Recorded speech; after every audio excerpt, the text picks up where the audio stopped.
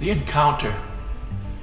In the quiet town of Willowbrook, nestled beside a sprawling countryside, lived a curious little boy named Oliver.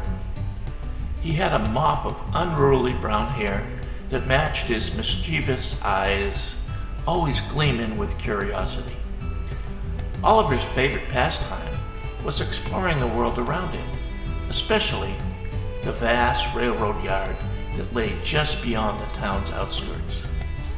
One sunny afternoon, as Oliver was perched on a weathered wooden fence, he noticed a figure huddled beneath a tattered blanket near the railroad tracks.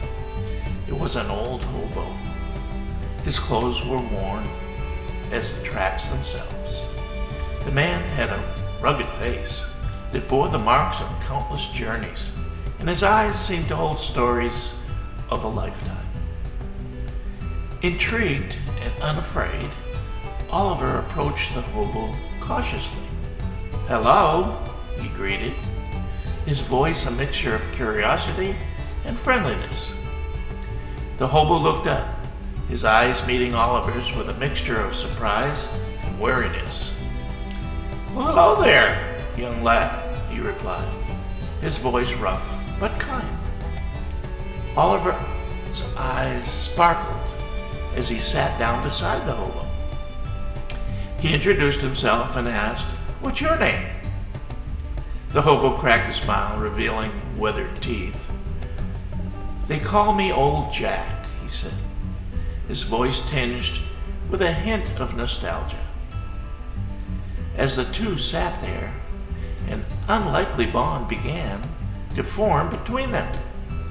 Oliver, with his youthful enthusiasm, listened with rapt attention to Old Jack as he spun tales of his travels and adventures.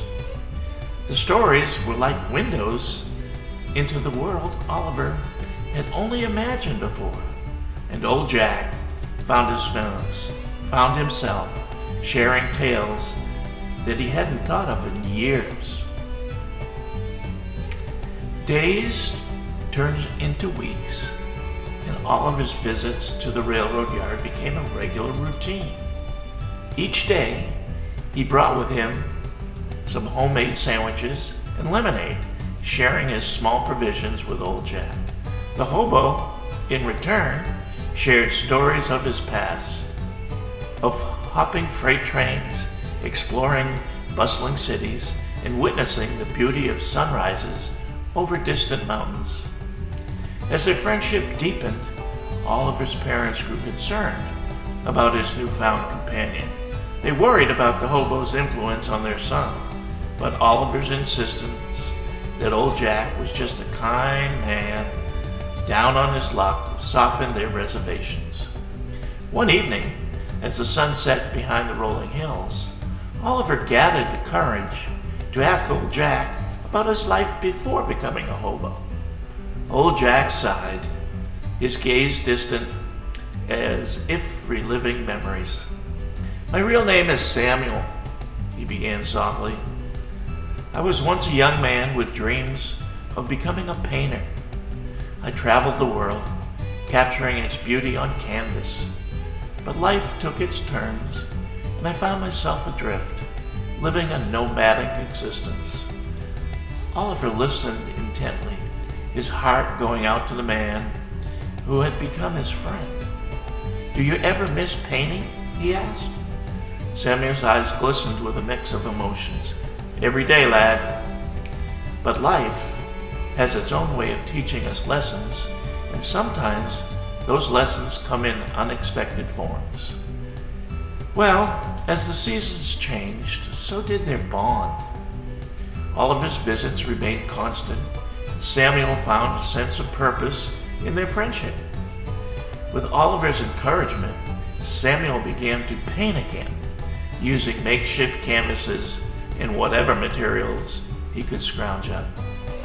Their art became a reflection of their unique friendship, a blend of Oliver's youthful imagination and Samuel's seasoned perspective.